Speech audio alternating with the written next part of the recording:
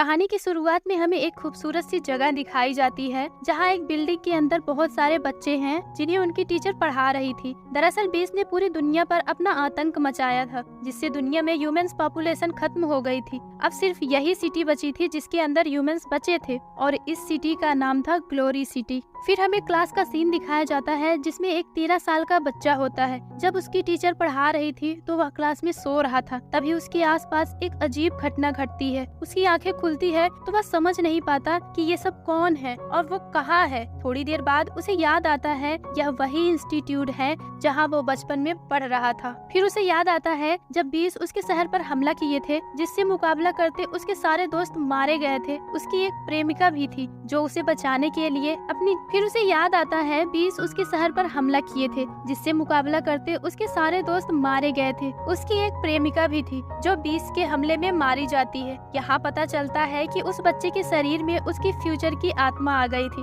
अब वह उसकी 13 साल वाले शरीर में है। दरअसल फ्यूचर में 20 के हमले से उसके सारे दोस्त मारे गए थे। जो लोग बच गए थे वो वहाँ से भाग गए थे और कुछ साल बाद वह बच्चा भी लड़ाई में मारा गया था। लेकिन उसके पास एक जादुई किताब थी। मरते वक्त इस किताब ने उसकी आत्मा को उसके पास्ट के शरीर में भेज दिया था। अब उसकी आत्मा उसके खुद के 13 साल वाले शरीर में है। इस लड़के का नाम नाइली था। वह अपने पास्ट में आकर बहुत खुश था क्योंकि अब वो चाहे तो प्रेजेंट में सब कुछ सही करके फ्यूचर में अपने दोस्तों, अपनी प्रेमिका और अपनी सिटी को बचा सकता है। तभी क्लास में उसका ध्यान उसके टीचर पर जाता है जो अमीर और गरीब के बीच भेदभाव कर रही थी। वो कह रही थी गरीब फैमिली के बच्चे कभी अच्छे डीमंस स्पिरिचुअलिस्ट नहीं बन सकते। डीमंस स्पिरिचुअलिस्ट वो लोग होते हैं जो डीमन की पावर को अपने अंदर खींच सकते हैं और इससे वो लोग बहुत ताकतवर हो जाते हैं। यह सब सुनकर वहाँ बैठे एक बच्चे को गुस्सा आता है जिसका नाम डूस था। वह एक गरीब फैमिली का लड़का था। तभी नाइली खड़ा होता है और अपनी टीचर की बात को गलत साबित करते हुए कहता है शहर के सबसे ताकतवर आदमी लेजेंडरी रैम गेमो भी एक गरीब परिवार से ही थे और वे आज शहर के सबसे ताकतवर आदमी है और उन्हीं की वजह से आज तक हमारा शहर बीच के हमले से बचा हुआ है। यह सुनकर उसकी टीचर उस पर हंसने लगती हैं। कहती हैं तुम राजसी परिवार से आते हो मगर वह राजसी परिवार भी गरीब में ही आता है तो तुम भी गरीब ही हो और तुम्हारा सोल फोर्स भी सिर्फ 5 है जो टफर्स का होता है। वह उसका मजाक उड़ाती है। वहाँ बैठे सभी अमीर परिवार के बच्चे उस पर हंसने लगते हैं। तब नाइली को गुस्सा आता है। वह कहता है एक दिन मैं भी एक ताकतवर डीमन स्पेशलिस्ट बनूंगा और मेरे साथ के सभी गरीब बच्चे अमीरों पर भारी पड़ेंगे। यह सुनकर सब लोग फिर से उस पर हंसने लगते हैं। तब उसकी टीचर उसे डीमन स्पेशलिस्ट की रैंक बताती है। डीमन स्पेशलिस्ट बनने के लिए 5 स्टेजेस होते हैं जिसके अंदर 5-5 सब स्टेजेस हैं। इन 5 स्टेजेस का नाम है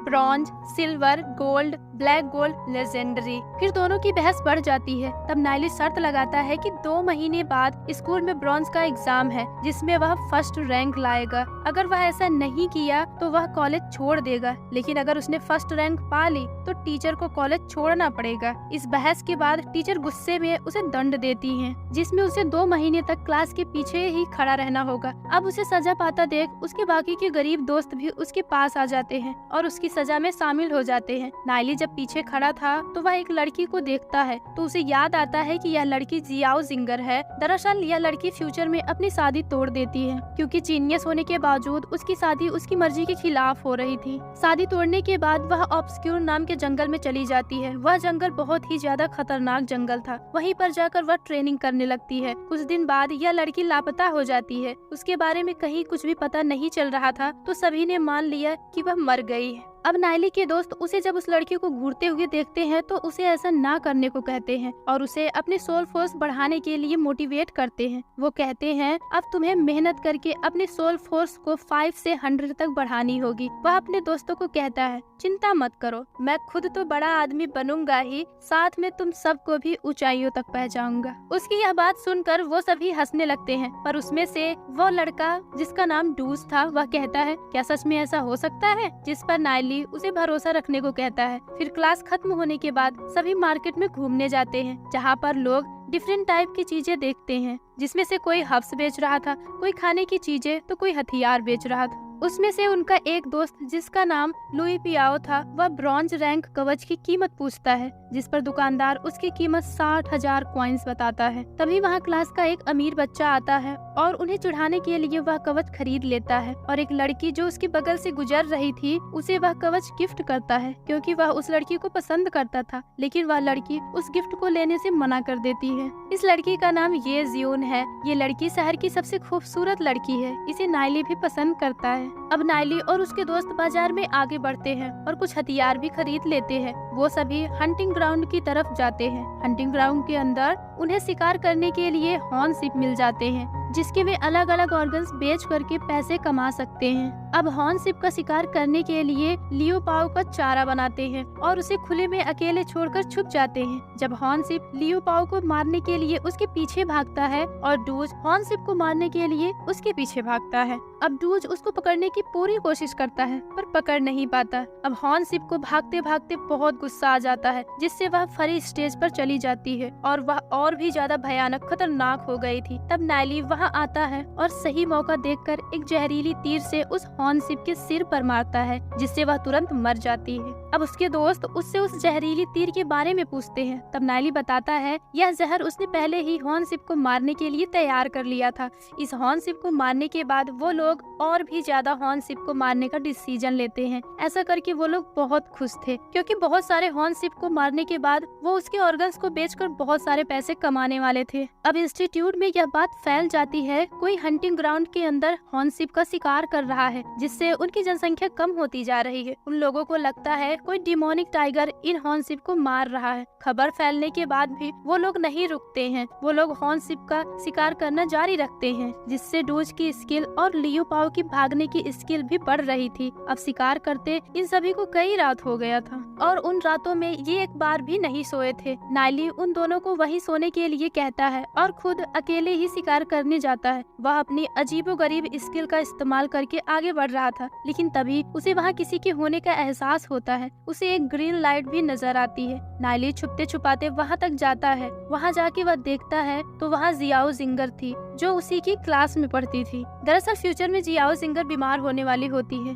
जिसकी वजह से उसकी कल्टीवेशन और ट्रेनिंग बहुत पीछे छूट जाने वाली है। यह बात नाइली जानता है, क्योंकि वह फ्यूचर से ही आया है और अब वह समझ भी जाता है कि वह लड़की बीमार क्यों होने वाली है। दरअसल जियाओ जिंगर बहुत हार्ड वर्क करती है और शादी से बचने के लिए खुद को ताकतवर बना रही थी, जिस वजह से वह रात दिन ट्रेनिंग कर रही थी। लेकिन उसकी कल्टीवेशन टेक्निक रात को ट्रेनिंग करने के लिए सुटेबल नहीं थी, जिस वजह से वह बीमार हो रही थी। अब वह धीरे धीरे जियाओ जिंगर के पास जाता है। जियाओ जिंगर को पता चल जाता है कि कोई उसके पास आ रहा है, जिस वजह से वह अपना खंजर उठा लेती है। तब वह नाइली को देखती है। वह कहती है, तुम यहाँ क्यों आए हो? यहाँ से चले जाओ। नाइली उसकी बातों को इग्नोर करता है और उसके पैरों की तरफ देखता है। उसे चोट का निशान दिखाई देता है। जब जियाओ जिंगर देखती है वह उसके पैरों की तरफ घूर रहा है और वहाँ से जा नहीं रहा है, तो वह खंजर निकालकर उसके गले से सटा देती है। तब नाइली उससे पूछता है, क्या रात होने पर तुम्हारे पैर में पेन होने लगता है और ऐसा लगता है जैसे जल रहा हो और धीरे धीरे बॉडी में भी दर्द हो रहा हो और ट्रेनिंग कर पाना भी तुम्हारे लिए मुश्किल हो रहा है? ये सारी बातें सुनकर जियाओ जिंगर आश्चर्य में पड़ जाती है, क्योंकि यह बात तो उसने कभी किसी को बताई ही नहीं थी। तब नाइली उसे इस बीमारी के बारे में बताता है। यह डिजीज आर्कटिक डिजीज है और इससे इंसान बहुत कमजोर हो जाता है और गंभीर रूप में तो यह शरीर भी फट जाता है। वह बताता है कि तुम अभी ब्रॉन्ज रैंक की फर्स्ट स्टेज पर नहीं पहुंची हो, लेकिन जब तुम वहां पहुंचोगी तो तुम्हारी कल्टीवेशन कमजोर हो जाएगी और तुम बहुत बीमार हो जाओगी। यह सब सुनकर जियाओ जिंगर उदास हो जाती है और रोने लगती है। फिर वह नाइली से इसका इलाज पूछती है। तब नाइली उसे इस बीमारी का इलाज बताता है। दरअसल इसके इलाज के लिए एक डाउरियन नामक तकनीक का इस्तेमाल किया जाता है, जो मसाज टेक्निक है।